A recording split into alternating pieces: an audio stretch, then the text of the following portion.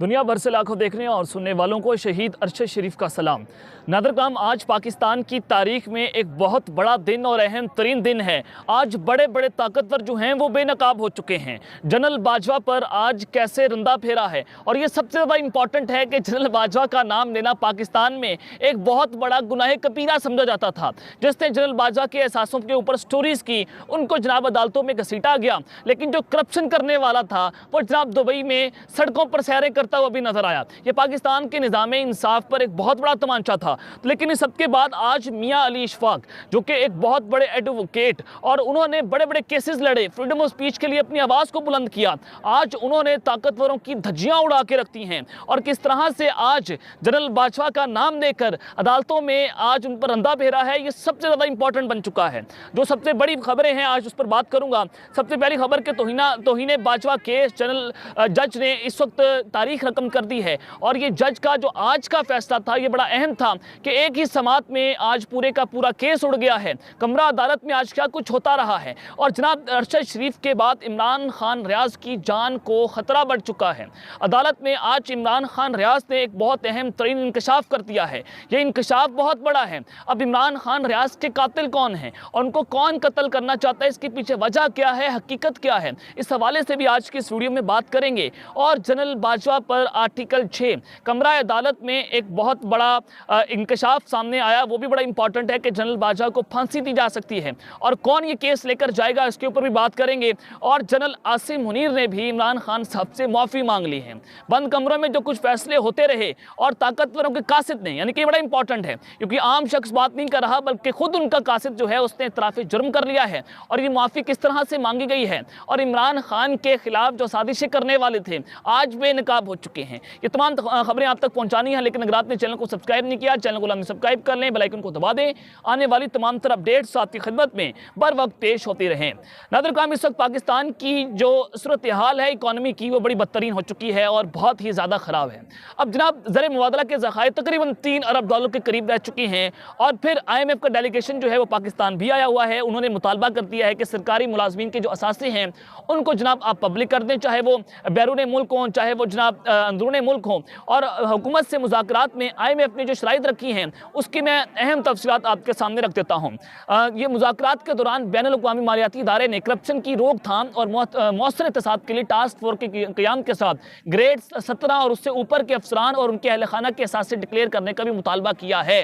ये बड़ा इंपॉर्टेंट हो चुका है, और डिफेंस बजट का भी जायजा लिया जाएगा।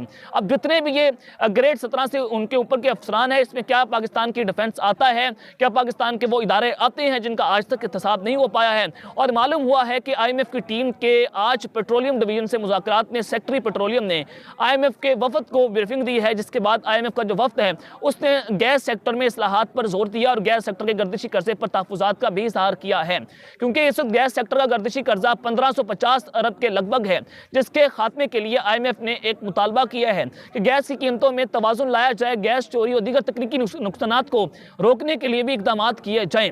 और यह भी बताया गया कि IMF ने डिस्कोस के 100% बिलों की वसूली में नाकामी पर शदीद तहफ़्फ़ुज़ात का इजहार करते हुए हुकूमत से डिस्कोस की तरफ से बिजली के बिलों को वसूली यकीनी बनाने का मुतालबा किया है। IMF ने बिजली के टैरिफ में सब्सिडी ख़त्म करने और सनती शोबे की टैरिफ सब्सिडी के खात्मे के लिए मुतालबा भी कर दिया है। और इसके अलावा IMF ने कहा है कि 100% बिजली की बिलों की वसूली की जाए और हुकूमती कंपनियों की कारकर्दगी बेहतर बनाई जाए, और बगैर गर्दिशी कर्जे का खात्मा मुमकिन नहीं है। अब यहाँ पर नादरकाम सबसे बड़ा इंपॉर्टेंट है कि एक जानिब तो पाकिस्तान जो है वो ख़तरनाक दुराहे पर है, आपके इदारों के ऑडिट की बातें हो रही हैं, आपके इदारों के ऊपर सवालिया निशान उठ रहे हैं, और पाकिस्तान का अगर IMF के साथ कोई डील नहीं बनती, कोई ऐसे मामला नहीं होते तो पाकिस्तान बैंकरप्ट कर जाएगा, पैसा ख़त्म हो जाएगा। और अगर पैसा ख़त्म हो गया और फिर पाकिस्तान को खुदा ना खास्ता ऐसा हो हमें नेशनल सिक्योरिटी को कॉम्प्रोमाइज़ करना पड़ेगा। लेकिन इनका सबसे बड़ा हदफ जो है वो इमरान खान साहब बने हुए हैं, उनको गिरफ्तार भी करना है, उनको जनाब भी करना है, सिस्टम से आउट भी करना है। और यह भी कहा गया कि अगर आप चाहते हैं, यह हुकूमत की जानिब से एस्टैब्लिशमेंट को कहा गया कि अगर आप चाहते हैं कि हम IMF के साथ डील कर लें तो आप इमरान खान साहब को माइनस कर दें। इनका सबसे बड़ा मसला तो है वो इमरान खान साहब बने हुए हैं, लेकिन उस सब के अंदर नादरकाम बहुत सारे यूट्यूबर्स जो हैं उनको गिरफ्तार करने की तैयारियां मुकम्मल कर ली गई हैं, और बड़ी लिस्टें जो हैं वो तैयार हो चुकी हैं। अब इनमें कौन कौन है, हमें तो खुल्लम खुल्ला पैगाम पहुंचाए जा रहे हैं, रोजाना की बुनियादों के ऊपर ये पैगाम पहुंचाए जाते हैं कि आप जो जनाब होला हाथ रख लें, नहीं तो वो आपका सॉफ्टवेयर अपडेट होने वाला है। आप नज़रों के अंदर आ चुके हैं। आप जनाब जो हैं वो कभी भी और किसी वक्त आपको रगड़ा लगाया जा सकता है। ये खुल्लम खुल्ला कुछ सोर्सेज हैं वो हमें बता रहे हैं कि मेरे खिलाफ जो है वो बहुत कुछ बड़ा एक्शन लिया जा सकता है। तो चले ले लें, अगर हमारी आवाज़ें बंद करने से पाकिस्तान ठीक होता है तो हमारी आवाज़ें बंद करके देख लें कि अगर मुल्क से मोहब्बत करना गद्दारी है तो मैं गद्दार हूँ, अगर जनाब सच बोलना बगावत है तो हाँ मैं बागी भी हूँ। तो आइए पकड़िए, गिरफ्तार कीजिए, अपना शौक जो है वो पूरा करें। लेकिन नाज़रीन इकराम, इस वक्त इमरान खान को गिरफ्तार करने की तैयारियां हैं। किसी भी वक्त ज़मान पार्क में रेड किया जा सकता है। कल रात भी ज़मान पार्क में हाई अलर्ट था और फिर सहाफ़ियों को गिरफ्तार किया जाएगा। जैसे जैसे चेन मुकम्मल होगी और आखिरी हाथ जो हैं वो इनका इमरान खान साहब होंगे। और क्योंकि आइन के मुताबिक जो है वो आप आइन तनकीद कर सकते हैं, लेकिन इन काउंटर नैरेटिव्स को रोकना है, आवाज़ें बंद करनी हैं। और ये सब कुछ आप होता हुआ देख रहे हैं कि मरियम नवाज ने इसका इतराफ़ भी किया कि हम हर उस आवाज़ के ऊपर अंधा फेरेंगे जो हमारे खिलाफ उठ रही हैं और हम उस आवाज़ के साथ देंगे जो हमारे हक में है। तो इसका वाज़ेह मतलब है कि हुकूमत ने सहाफ़ियों के खिलाफ क्रैकडाउन का फैसला बाकायदा तौर पर कर लिया है और यूट्यूबर्स को भी उठाया जाएगा। लेकिन जनरल तौहीन बाजवा केस जज ने जो आज तारीख हकम कर दी है वो सबसे ज़्यादा अहम है। और आज इमरान खान रियाज साहब जो हैं वो जनाब उनको बाकायदा तौर पर रिहा कर दिया गया है। इमरान खान रियाज के खिलाफ बगावत का मुकदमा खारिज कर दिया है और लाहौर की मुकामी अदालत ने सहाफ़ी को रिहा करने का हुक्म दिया है। FIA ने 14 रोज़ा का जिस्मानी रिमांड जो है वो इमरान खान रियाज का मांगा था, लेकिन वो उसको खारिज कर दिया गया। ना सिर्फ उनको खारिज किया गया बल्कि बगावत का मुकदमा जो है उसको भी खारिज करने के साथ उनको रिहा करने का बाकायदा तौर पर हुक्म जो है वो जारी कर दिया है।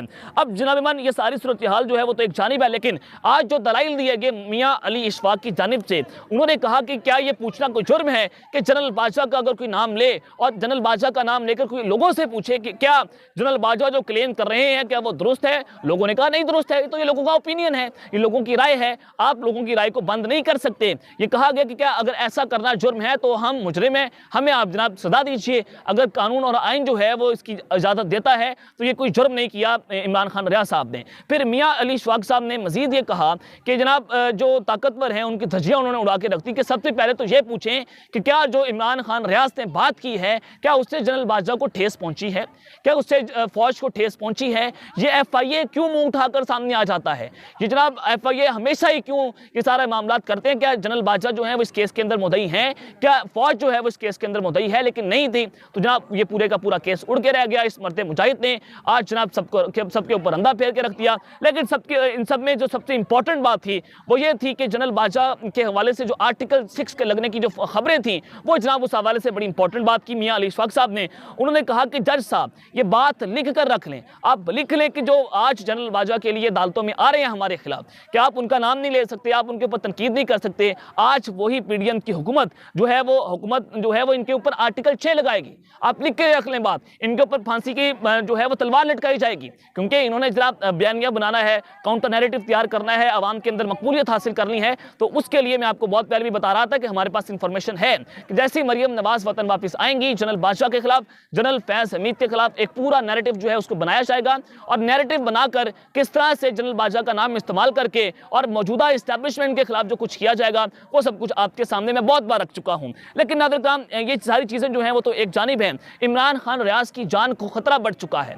आज किस तरह से उन्होंने कमरा अदालत में अपनी जान के खतरे के हवाले से तहफ़्फ़ुज़ात का इजहार किया, क्योंकि देखें अरशद शरीफ को किसने कत्ल किया, वो कौन था जिसकी वजह से अरशद शरीफ जो है उनको पाकिस्तान छोड़ना पड़ा, और फिर वो कौन था जिसकी वजह से अरशद शरीफ को दुबई से निकलवाया गया, किसने निकलवाया, बहुत सारे नाम जो हैं वो सामने आए। अरशद शरीफ की वालदा ने बहुत सारे नाम लिए, ताकतवरों के नाम लिए कि ये वो लोग हैं जिन्होंने मेरे बेटे को कत्ल किया है, जिन्होंने मेरे बेटे को धमकियां दी हैं। लेकिन आज तक सुप्रीम कोर्ट ऑफ पाकिस्तान ने उनको कटहरे में लाकर ये नहीं पूछा कि हाँ आपके ऊपर ये इल्ज़ाम लगाया गया है अरशद शरीफ की वालदा की जानिब से, क्या आपने ये सब कुछ किया है या नहीं किया। आज तक उनसे इन्वेस्टिगेशन नहीं हो पाई, क्योंकि आज पाकिस्तान का जो इंसाफ का निज़ाम है वो जनाब वो जनाब खत्म हो चुका है। वहाँ पर गरीब को इंसाफ नहीं मिल रहा। अरशद शरीफ की वालदा ने कहा कि मेरा अदालतों में जाने का कोई फ़ायदा नहीं रहा, मेरा बेटा वापस नहीं आएगा, आपने मेरे बेटों को मेरे से खींच लिया है। अब जनाब इमरान खान रियाज को भी रास्ते से हटाने की कोशिशें हो रही हैं, क्योंकि एक ऐसी फेस ऑफ रेजिस्टेंस बन चुके हैं, ऐसी आवाज़ बन चुकी हैं जिनको आप नहीं रोक सकते।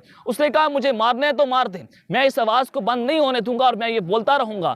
आज इमरान खान रियाज ने अपनी रिहाई के मौके पर कहा कि मैं आइन के मुताबिक तनकीद करता रहूँगा। अरशद शरीफ की माँ के पास अब कोई बेटा नहीं है, मेरे तो फिर भी बहुत सारे भाई हैं, मेरी माँ के 2 बेटे और भी हैं, लेकिन अरशद शरीफ की माँ के पास अब कोई बेटा नहीं रहा है। ये उन्होंने बहुत इमोशनल बातें वहाँ पर की और रद्दी की टोकरी में जो ये सारा केस था वो चला गया। और फिर जनाब इमरान खान रियाज साहब ने जो इंपॉर्टेंट बात की, उन्होंने कहा कि जो मैंने कहा कि मैं उस पर ऊपर कायम हूँ, मैंने कोई गलत बात नहीं की, मुझे कोई अफसोस नहीं है और ये मुझे मार देंगे, मेरी ज़िंदगी जरन बनाकर रखी है जज साहब। ये उन्होंने जज साहब को मुखातिब होकर कहा कि ये लोग मुझे जो है वो मार देंगे, इन्होंने मेरी ज़िंदगी को इज्जत बनाकर रखा है। अब वो कौन है जो इमरान खान रियाज को जनाब ये धमकियां दे रहा है कि हम आपको जान से मार देंगे? इससे पहले इमरान खान रियाज को ये धमकी भी दी गई थी कि हम आपकी ज़ुबान को काट देंगे, आपकी ज़ुबान ख़त्म कर देंगे। ये सारे मामला थे। अब वो कौन है, वो कौन इतना ताकतवर है कि जिनके ऊपर आवाज़ उठाई जाती है तो वो गुस्सा करते हैं, उनको बड़ा गम गुस्सा आता है, वो कुछ भी कर सकते हैं, वो अरशद शरीफ को रास्ते से भी हटा सकते हैं, वो इमरान खान पर कातिलाना हमला भी करवा सकते हैं। अब इमरान खान रियाज जो है वो इनके लिए खतरे की घंटियां बज चुका है, वो इनको एक्सपोज करता है, वो इनके नाम लेता है। तो अब इसको भी रास्ते से हटाने की मुकम्मल तौर पर तैयारियां हो रही हैं और इमरान खान रियाज ने इसका भांडा जो है वह आज कमरा अदालत ने फोड़ दिया है। अब उससे भी बड़ी इंपॉर्टेंट बात की, जिस तरह से रजीम चेंज ऑपरेशन हुआ, इमरान खान साहब का तख्ता उल्टा गया, लेकिन उस सबके अंदर आज बाकायदा तौर पर खान साहब से माफ़ी मांग ली गई है। ताकतवरों के कासिद ने किस तरह से ये इतराफ़ जुर्म किया और कैसे ये पैगाम पहुंचाया, वो सबसे ज़्यादा अलार्मिंग सिचुएशन बनती चली जा रही है कि आज पहली बार ताकतवरों ने अपनी गलती को तस्लीम कर लिया है। इजाज़ुल हक जो कि जनरल ज़िया के बेटे हैं और कासिद बने हैं, GHQ के इनके बड़े अच्छे राब्ते भी हैं, इमरान खान रियाज के, इमरान खान साहब के भी बहुत अच्छे दोस्त हैं, साबिक वज़ीर-ए-आज़म साहब के। तो जनाब इन्होंने आज बड़ी इंपॉर्टेंट स्टेटमेंट जो है वो दी है। ये कहते हैं रजीम चेंज बड़ी गलती थी, बंद कमरों में ये इतराफ़ कर लिया गया है कि हमने एक बहुत बड़ा शब खून मारा है और हमने एक बहुत बड़ी गलती की है। जनाब इमाम जनरल बादशाह साहब जो हैं उनके खिलाफ जो है ये कार्रवाई का आगाज़ होगा, ये मेरे ज़राए भी बता रहे हैं। जो शब खून उन्होंने मारा, जो रजीम चेंज उन्होंने की, जो पाकिस्तान में एक खूनी साजिश रचाई गई जिसके तहत एक अच्छी बली चलती हुकूमत को घर भेजा गया, उसके खिलाफ जो है वो अब तहकीकात होंगी। रजीम चेंज के साइफर के ऊपर तहकीकात होंगी और आज इजाज़ुल हक अगर ये बात कर रहे हैं तो इसका मतलब ये है कि जो जनरल बादशाह का ग्रुप है उसके खिलाफ घेरा जो है वो तंग करने का फैसला हो चुका है। तो ये बड़ी इंपॉर्टेंट डिटेल्स जो मैंने आपके सामने रखती हैं, आप तक के लेता ही अपना ख्याल रखिएगा। इस चैनल का लाजमी ख्याल रखने। अल्लाह निगहबान। पाकिस्तान जिंदाबाद।